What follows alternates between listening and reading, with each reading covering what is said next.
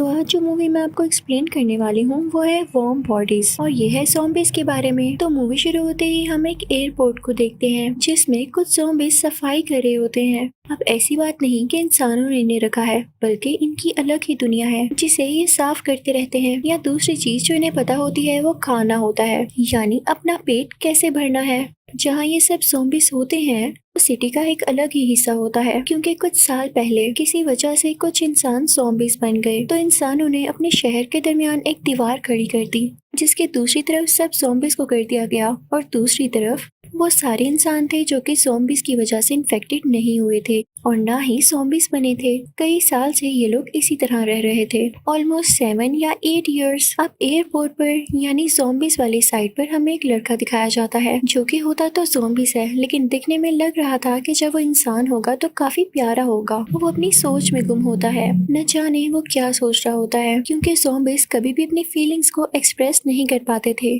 क्योंकि वो बोल नहीं सकते थे। उनके कलर्स भी काफी पेल थे क्योंकि उनमें खून जो नहीं था, और ना ही उनका दिल धड़कता था क्योंकि वो सारे के सारे थे डेड।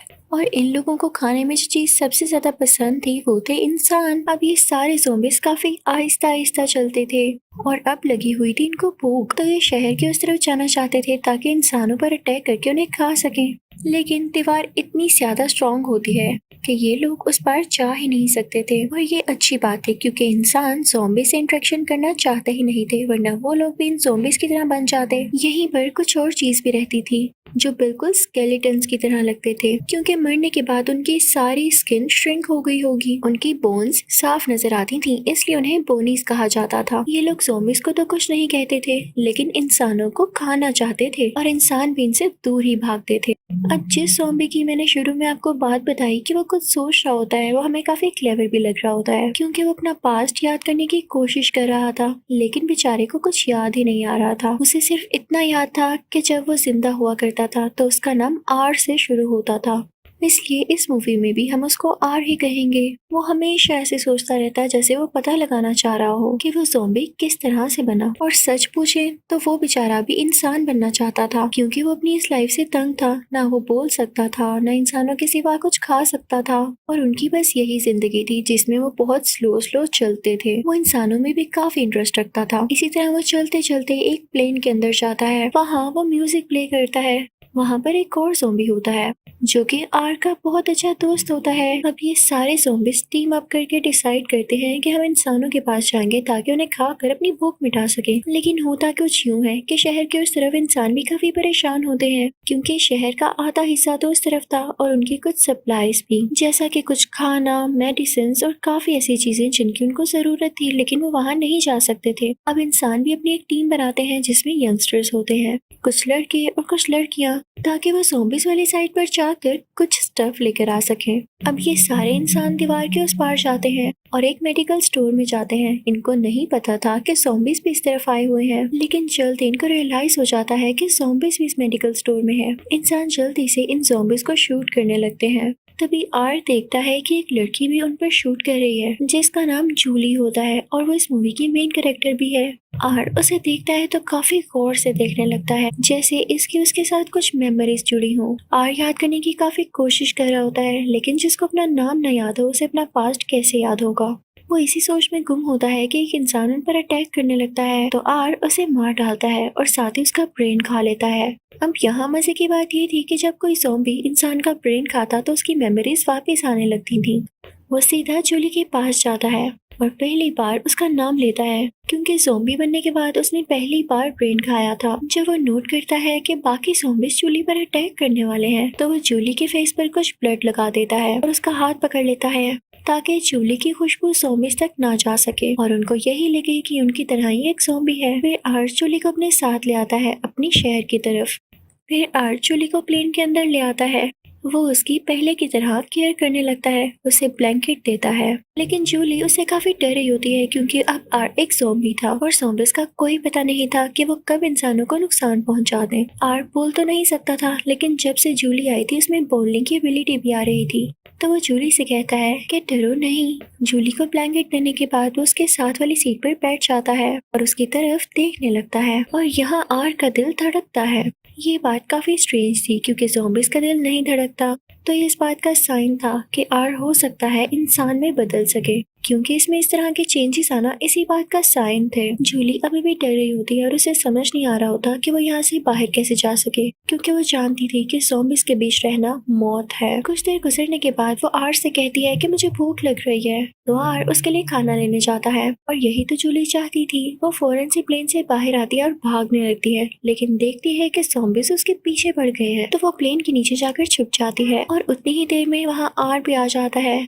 जो उसे कहता है क्या हुआ, बाहर क्यों आ गई। वो उसे सिखाता है कि अगर ज़ॉम्बीज़ के साथ रहना है तो तुम्हें आहिस्ता आहिस्ता चलना होगा जैसे ज़ॉम्बीज़ चलते हैं, ताकि तुम सबसे अलग ना लगो। और फिर जूली उसी तरह चलने लगती है कि किसी ज़ॉम्बी को भी उस पर डाउट नहीं होता और इस तरह से जूली और आर प्लेन के अंदर आ जाते हैं। जूली खाना खाती है और आर से कहती है कि मुझे यहाँ से जाना है, तो आर कहता है कि अभी रुक जाओ, बाहर ज़ॉम्बीज़ हैं, वो तुम्हें इस तरह से नहीं जाने देंगे। अगर उस दिन भी मैं तुम्हें जाने देता तो ज़ॉम्बीज़ तुम्हें रोक लेते और तुम आज जिंदा ना होती। बस कुछ दिन रुक जाओ, ये तुम्हारी शक्ल से यूज टू हो जाए, तो फिर तुम यहाँ से चली जाना। यहाँ पर जूली को कुछ अच्छा फील होता है कि चलो अच्छी बात है कि आर से मुझे कोई नुकसान नहीं पहुँचने वाला। अब वो लोग एक साथ बहुत एंजॉयमेंट करते थे, इनमें दोबारा से दोस्ती हो चुकी थी। जूली क्योंकि आर को नहीं पहचान पा रही थी, यानी उसको आइडेंटिफाई नहीं कर पा रही थी उसके ज़ॉम्बी बन जाने के बाद, लेकिन आर को कुछ कुछ याद था, तो वो उसे उसी तरह खुश करने की कोशिश करता है। वो लोग ड्राइव पर भी जाते हैं, लेकिन एक रात आर का ज़ॉम्बी दोस्त फील करता है कि ये लड़की इंसान है।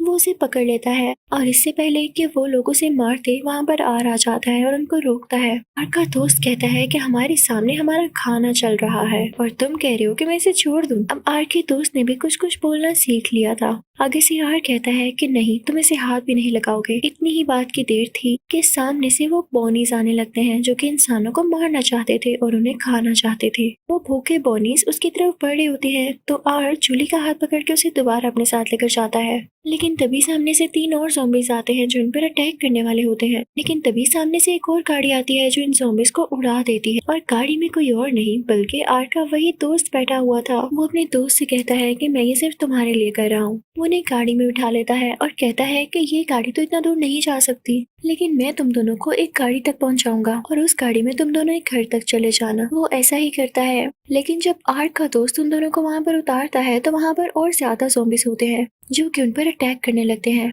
लेकिन आर जूली का हाथ पकड़ लेता है, तो ये देख के ज़ॉम्बीज़ उन्हें कुछ भी नहीं कह पाते, क्योंकि इंसानों और ज़ॉम्बीज़ का ये बॉन्ड काफी स्ट्रॉन्ग था। और जब आर ने जूली का हाथ पकड़ा तो ज़ॉम्बीज़ समझ गए थे, क्योंकि वो अब पुराने ज़ॉम्बीज़ की तरह नहीं रहे थे, उनमें भी अब चेंजेस आ रहे थे।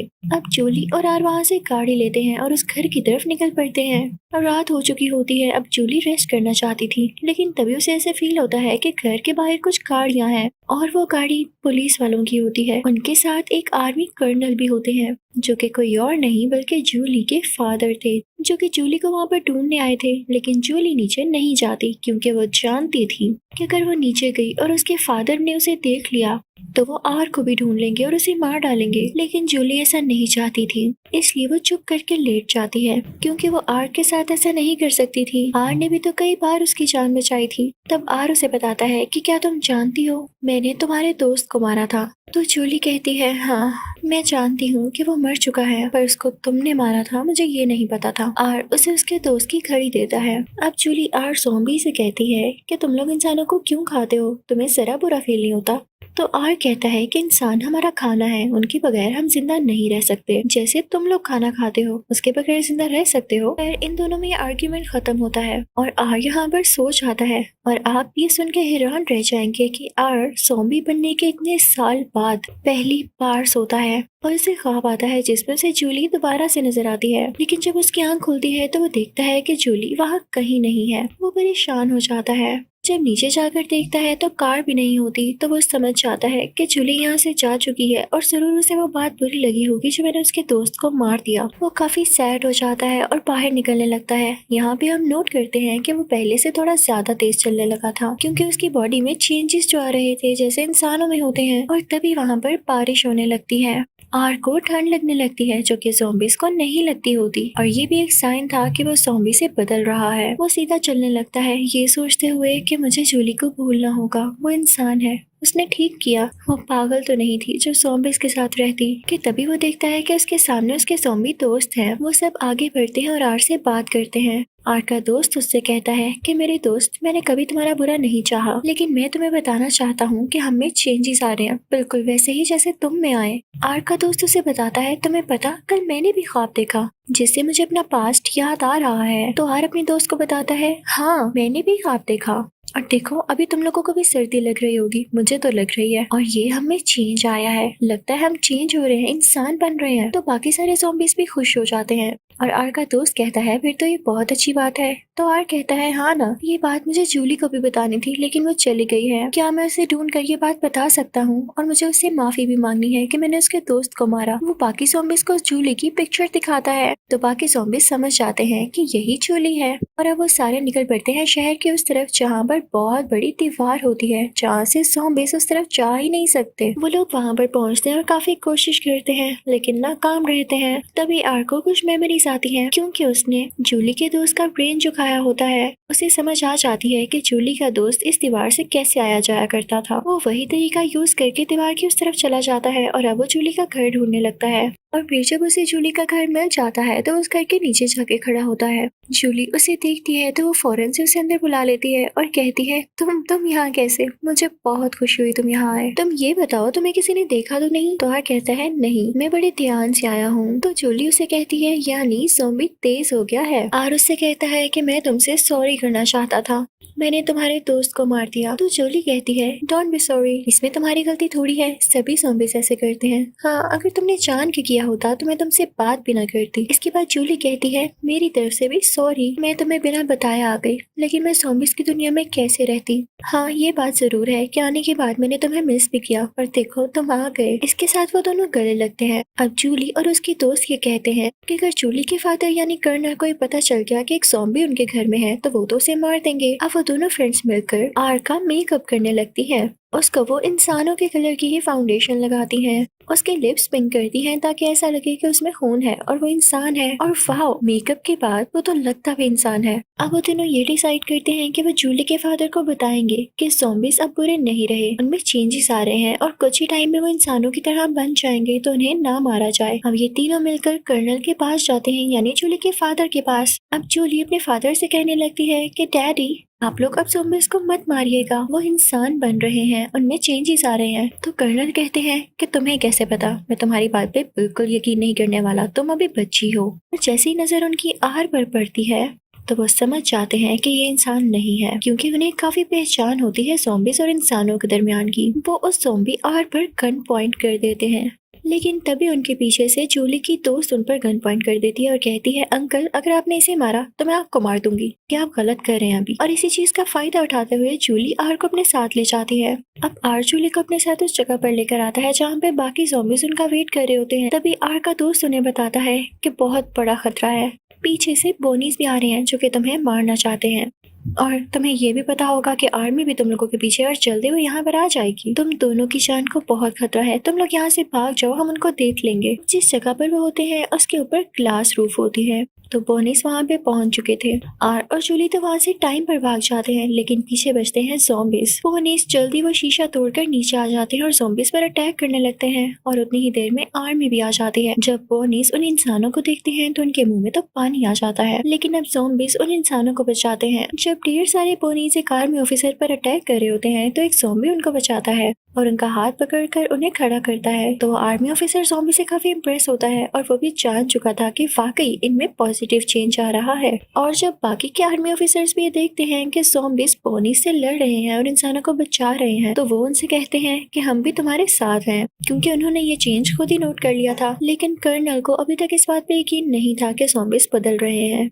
वो तो अभी भी इसी बात पर डटे हुए थे कि ज़ॉम्बीज़ को मारना ही मारना है। दूसरी तरफ हम देखते हैं कि जूली और आर जा रहे होते हैं, तभी उन पर बोनीस अटैक करने वाले होते हैं। जूली आर को लेके उस बिल्डिंग पर खड़ी होती है जो कि काफी ऊंची होती है, और जब आर और जूली देखते हैं कि आसपास कोई रास्ता नहीं बचा अपनी जान बचाने का, तो आर को नीचे एक पोल नजर आता है जिसमें काफी गहरा पानी होता है। आर जूली से कहता है कि हमें इसमें जंप लगानी होगी ताकि हम अपनी जान बचा सकें। अब आर जूली को पकड़ लेता है और नीचे पानी में जंप लगा देता है। पानी काफी गहरा होता है जिसकी वजह से आर पानी के अंदर चला जाता है। जूली बिल्कुल सेफ होती है और जब आर पानी से बाहर आता है तो वहाँ तब तक कर्नल भी पहुँच चुका होता है जो कि आर के कंधे पर शूट करता है। लेकिन जूली सामने आती है और कहती है, डैड आपको समझ नहीं आ रहा, आर अब बदल रहा है, आप इसे और शूट नहीं करेंगे वरना मैं सामने से नहीं हटने वाली।